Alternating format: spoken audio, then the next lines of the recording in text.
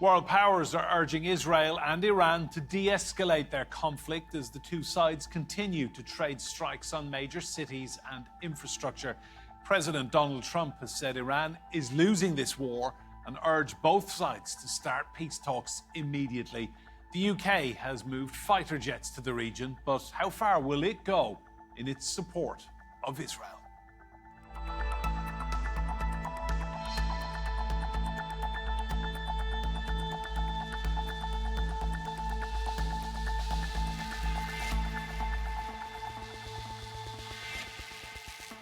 Hello and welcome to Roundtable. I'm Enda Brady. Now, during the G7 summit, UK Prime Minister Keir Starmer expressed his concern for the escalation in hostilities between Israel and Iran. But with no sign of restraint, how will the UK respond? And what really is Israel's endgame? This was Tehran on Friday night, after Israel's surprise attack on Iranian nuclear and military sites, killing senior military commanders and scientists. An attack that's been many years in the making, fulfilling Netanyahu's desire to derail Iran's nuclear enrichment program. Israel has hit dozens of major targets in Iran over the last few days, including Iran's state TV broadcaster.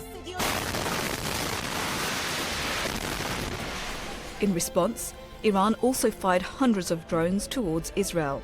The escalation has caused casualties and destruction across both Iran and Israel. Both sides have threatened more devastation in the biggest ever confrontation between the long-standing enemies. As world leaders gathered at the G7 summit in Canada, they called for de-escalation. There's shared concern about the risk of escalation, obviously, shared concern about the nuclear program of Iran, but absolutely a focus on how we de-escalate. The British Prime Minister has also said Israel has the right to defend itself. Keir Starmer has refused to rule out defending Israel from Iranian strikes, despite a warning from Tehran that doing so could lead to British bases in the region being targeted. The UK has sent RAF Typhoon jets to the region in what it says is a precautionary measure. The UK government is walking a tightrope in its relations with Israel amid pressures from inside the Labour Party to take a tougher stance against Israel's actions in Gaza. In addition to the security concerns, conflict between Israel and Iran could have major implications for the global economy. And the UK cost of living crisis could face new pressures with potential rise in fuel and food prices. As Israel and Iran swap deadly airstrikes, will the UK be able to stay out of the conflict while staying aligned with the US on security matters? Well, let's meet our guests. Joining me in the studio today, I'm delighted to say we have the military analyst Sean Bell and Scarlett MccGwire, who is a former advisor to the Labour Party in the UK. And from Jerusalem, we have Jeff Halper. Jeff is head of the Israeli Committee Against House Demolitions. You're all very welcome to this roundtable. Jeff, to you first, just give us a situation report, if you will, please. Life in Israel this past week, what has it been like? Well, it's been kind of interesting, a weird situation here. You know, I'm in Jerusalem, and Jerusalem hasn't been targeted. I don't think the Iranians want to be the Muslim population that destroys the Al-Aqsa Mosque. So the closer you are to Al-Aqsa, kind of the safer you are. We get air raid warnings, things pass over, but in Jerusalem, it's fairly calm. Most of the attacks and the hits actually have been in the Tel Aviv area and up into the Galilee and into the Haifa area more. And there's a lot more concern, obviously. I mean, they're targeted, missiles do go through. The big fear is the shrapnel. So people are in their shelters pretty much, if they have shelters. You know, a lot of the Arab population in Israel, in the Galilee, don't have the same shelters that the Jewish population has. But at the same time, the Israelis are kind of disconnected from everything. You know, their concern is security. It's hard to convey, but they're really not part of the Middle Eastern politics that we all talk about. They don't know much about Iran. They really don't care. They don't have a position.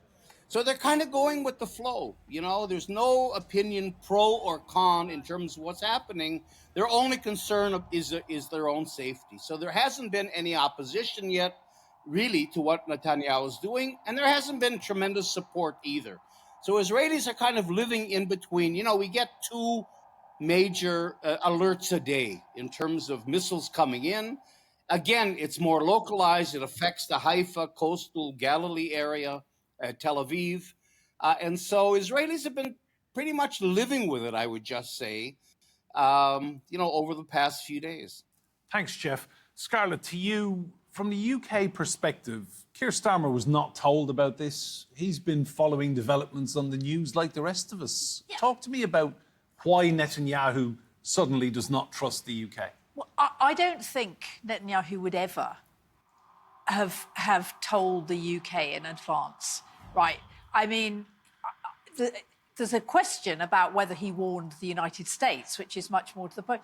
But remember, Keir Starmer, like President Macron, has condemned what Netanyahu is doing in Gaza.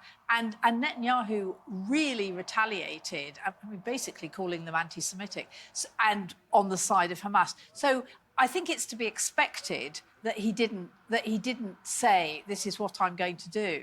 I think it's much more important what Netanyahu said to President Trump and whether he said anything. Because President Trump had said, don't do it. Netanyahu does it. Trump says, well, that's fine. We don't know what really went on. And tell me, do you think the issue last week of the UK sanctioning 2 Israeli cabinet ministers, that played a part in Netanyahu just excommunicating Starmer in the UK? No, I think it had already happened. I mean, I think Netanyahu, the only person that Netanyahu cares about is President Trump. He needs the Americans. He doesn't need the British. It was great when the British were on his side. They're more dubious now, although, I mean, Starmer has not condemned the bombing Iran. He's just said, de-escalate, on which I think he's completely right. Sean, from a military perspective, why is this happening now? Well, I think this has been a very, very well-planned operation. I think as a military guy, even you study your history, it seemed inevitable that Israel would do this eventually. They see Iran as an existential threat. They see Iran with nuclear weapons as an endgame for Israel. And therefore, I'm quite convinced that over many years ago, the military was challenged with coming up with a plan that would be able to target them. And I think what we're seeing now is all of that playing out. I think picking up the earlier point as well about not telling other international leaders, as a military guy, you want the element of surprise. There were clearly 2 parts to this, one of which was infrastructure.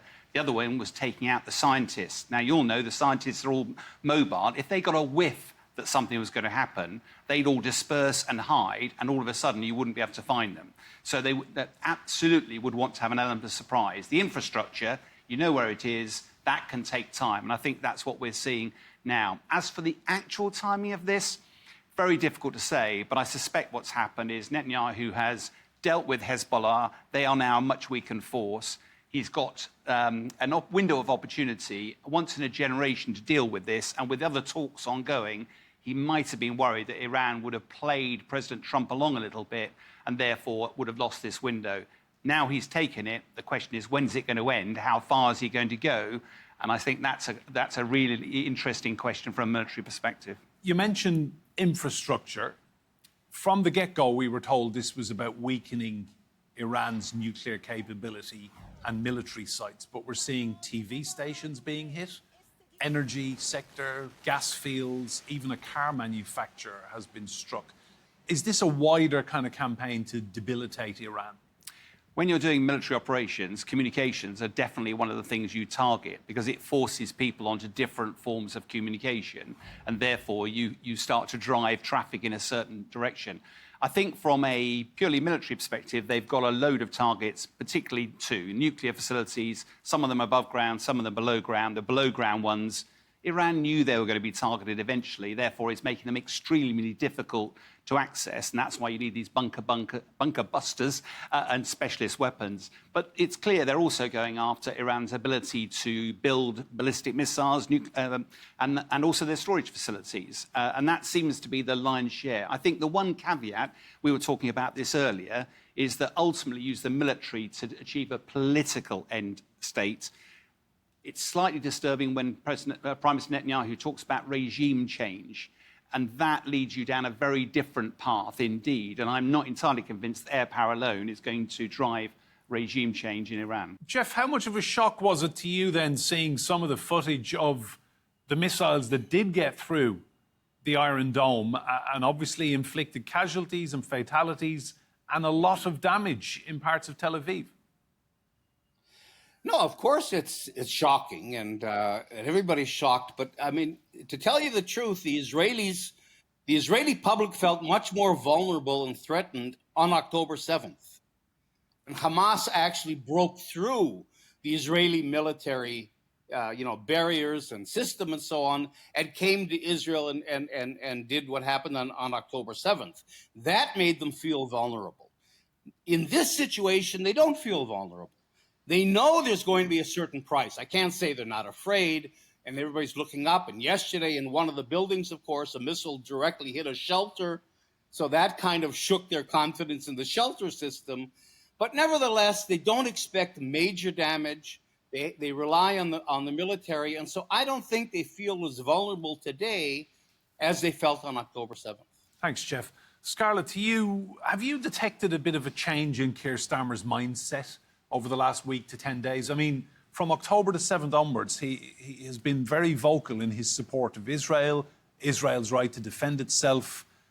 But in recent days and weeks, have you sensed a shift where he's kind of running out of patience with Netanyahu? Yes. I mean, I think as soon as Israel said no more aid, we're going to cut Gaza off completely, he's a human rights lawyer. I mean, it was wrong.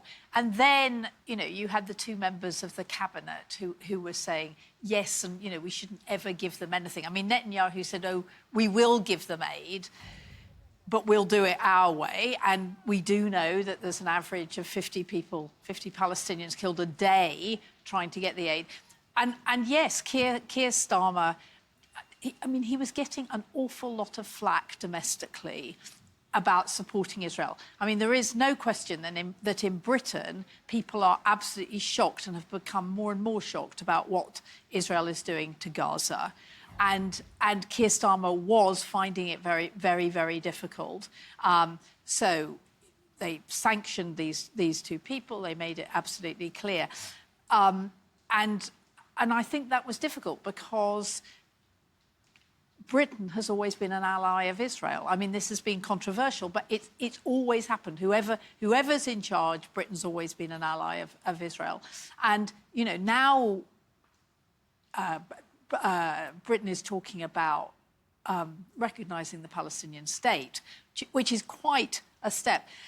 As far as Iran goes, of course, I mean, Iran is no ally. But to start bombing Iran when you don't know what's happening. And one has to say, in 2015, Britain was one of the signatories to the Iran nuclear deal, which was, it took a long time to be done. A big breakthrough. A big breakthrough. Iran got billions of sanctions back. They said, we'll be open with it. And Trump came in and knocked it. And actually, that didn't do any good. I mean, I know Netanyahu lobbied for... Netanyahu does not want peace with Iran. He didn't want it then. He doesn't want it now. Sean, talk to me about UK military assets, because we're hearing that resources are being deployed, hardware is moving to the region. A phrase, contingency support, was what the UK government said. What does that mean? Well, yeah, there's a lot of sensitivities here. Purely as an ex-military guy, your fighter jets, the Typhoon fighter jets, were used when those big barrage of missiles came across. Israel's very well defended, exactly as Jeff said, with a sort of three-layered Iron Dome. But actually, quantity can sometimes literally provide overkill. And the Americans and the Brits did provide some fighter jets to actually help on those days. But at the moment, it's one thing saying you're going to give Typhoon jets, but it's worth remembering we only have 6 squadrons in this country. They're on permanent 24/7 alert in Lossiemouth and in Coningsby. They're also in the Falkland Islands, and they're on the eastern flank of NATO at the moment. So there's not a lot available. And besides, does the UK actually want to get directly involved militarily? There are some things like air-to-air refuelling and also intelligence assets. But my understanding is it's less about getting directly involved, more about potentially backfilling American resources, because America will want to pivot from the eastern flank of NATO because they are the strategic guarantor for Israel, and therefore we can backfill. But also, should Iran follow through with its threats of actually targeting American or British bases in the region, we would want to have assets very close by to be able to react accordingly. How seriously do you take that threat? Because obviously there's a British base on Cyprus, RAF Akrotiri in the region, a lot of personnel there as well as hardware. How seriously do you think that threat was made? I think there's a lot of rhetoric behind it, but if you look at the situation, let's be really clear at the moment. Iran had a very robust, it's got one of the biggest militaries in the region, but Israel was able to roll back its air defense systems and now has air superiority over most of Iran and Tehran.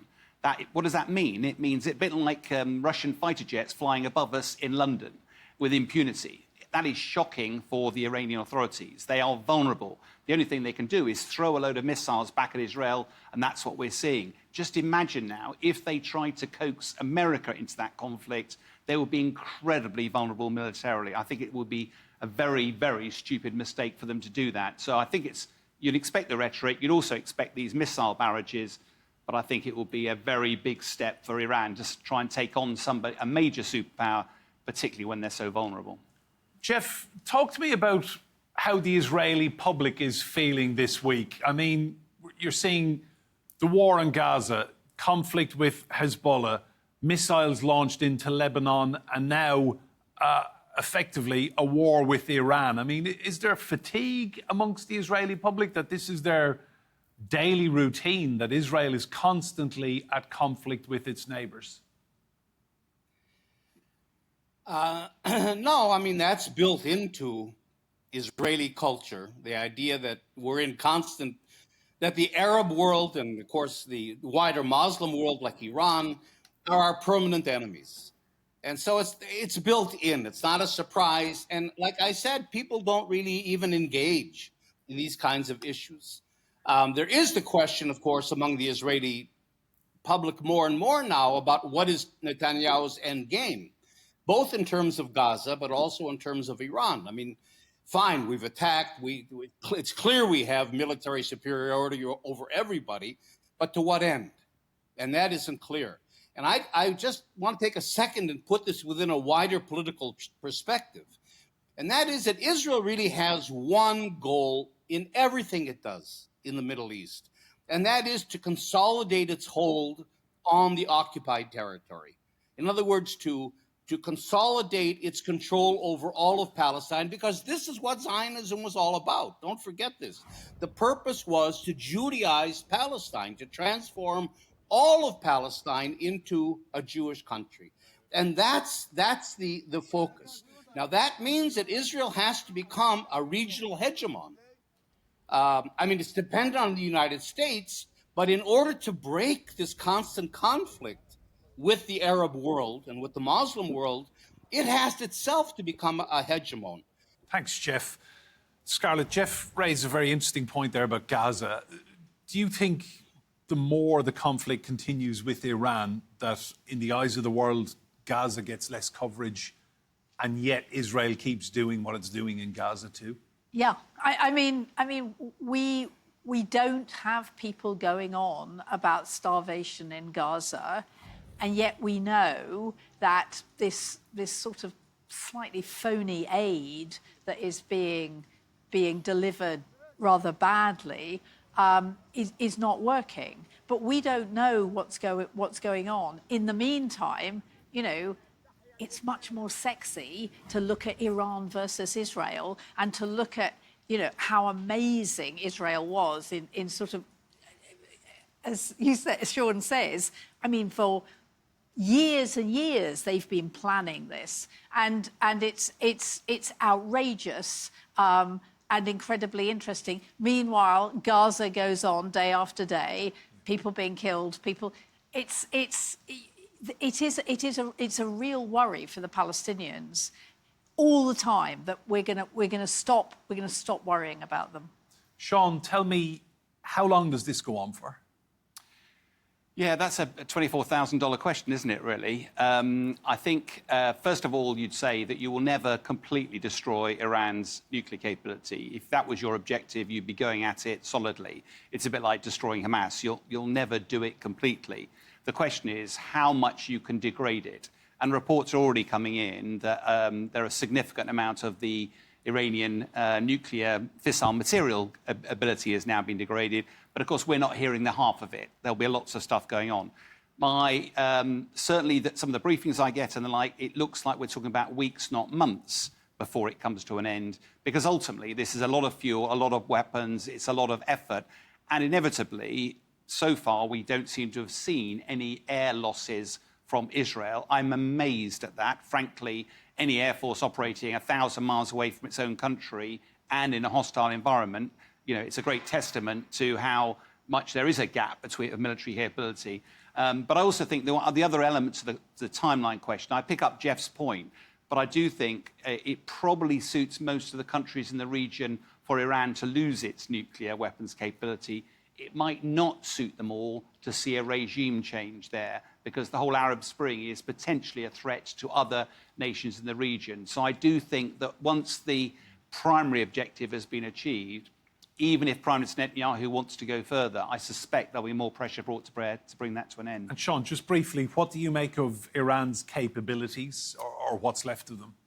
I think Iran would have thought it was a major military power in the region. Let's be fair, it's got virtually a million troops in arms or reservists. And if you look across at Russia, that was a significant force if you're doing an invasion, because you don't care about losing people, but you can grind forward. This is a very different conflict with 1,000 miles apart. And I think Iran will be incredibly humiliated and embarrassed at just how easily their huge investment in military capability has proven to be completely woeful when it's come up against Western military power. Jeff, give me your thoughts on how much of this is about Netanyahu staying in power, keeping the headlines away, keeping investigative journalists and courts and people from looking at his actions. How much of this is a power grab? I think a lot of it is. And that's, I think, one reason why Israelis aren't relating to it. There really is the feeling, you hear it on TV all the time, that this is simply a deflection from Netanyahu's own issues, legal issues and so on, but also, of course, to keep his government in power. I mean, that's why, you have people in the streets before this, about the hostages. Israelis aren't concerned about Gazans or Gaza or any of that, but they are tremendously concerned about the hostages. And his poll numbers are going down. But the question is, why doesn't he go into a deal to release the hostages? Because that means a ceasefire, and he would lose the right wing of his own party plus the right wing parties, and his coalition government could fall. So this has a lot to do with all, due respect to my political analysis and Sean's military analysis and so on. It has a lot to do with Netanyahu's own personal agenda, both keeping his government in power and also deflecting attention, you're right, from his, not deflecting attention, buying time in order to try to wait out his legal problem. Thanks, Jeff. View. Scarlett, final point to you. Keir Starmer basically watches all of this. He will keep using the word de-escalation, but he has no real power here, has he? He has no influence. He has no real power. He has no real influence. But I think we should be very, very wary about what's happening, because the problem is that we can't see the consequences. I mean, the Iraq war that was supposed to be little and over is still has enormous consequences for the region. Daesh got in. I mean, we don't know what's going to happen. And we don't know whether Iran and Israel just get locked into something. I mean, it is... Keir is right to talk about de-escalation. It's a shame that nobody's listening. And Sean, just your prediction, you said earlier on weeks, not months, but at what point does Israel stop this?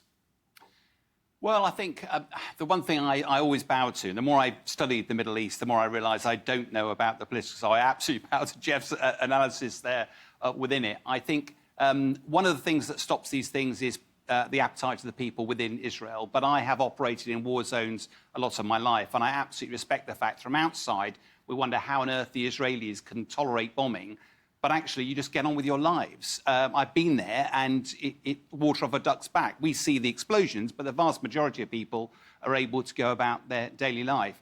I do think eventually, though, that it will become the risk-benefit equation for Netanyahu from a military perspective will very quickly tip. He'll have achieved his military objectives in Iran, and therefore that will be the time when he needs to conserve his military expertise. He's made the point to Iran. Now he can get on with solving domestic issues. Sean Bell, thank you. Scarlett MccGwire also, and Jeff Halper in Jerusalem. Remember, you can see more discussion and debate on our YouTube channel. Just search for Roundtable TRT World. But for now, from me, Enda Brady, and all the team here, goodbye, and thank you for watching.